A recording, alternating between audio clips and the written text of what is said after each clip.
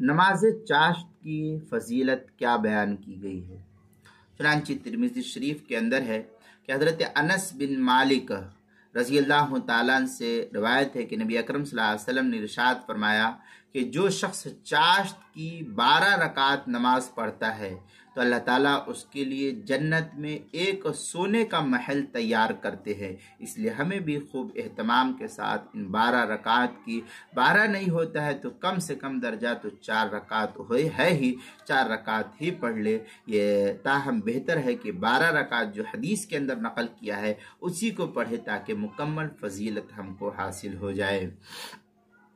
ترمذی شریف میں ہے ان انس بن مالک رضی اللہ تعالی عنہ قال قال رسول اللہ صلی اللہ علیہ وسلم من صلی الضحى 12 رکعہ بنی اللہ له قصرا فی الجنت من ذهب۔ اس طریقے کے عبارت ترمذی شریف پہلی جلد صفحہ 108، کتاب المسائل پہلی جلد صفحہ 494 اور 495 پر اس کو نقل کیا گیا ہے۔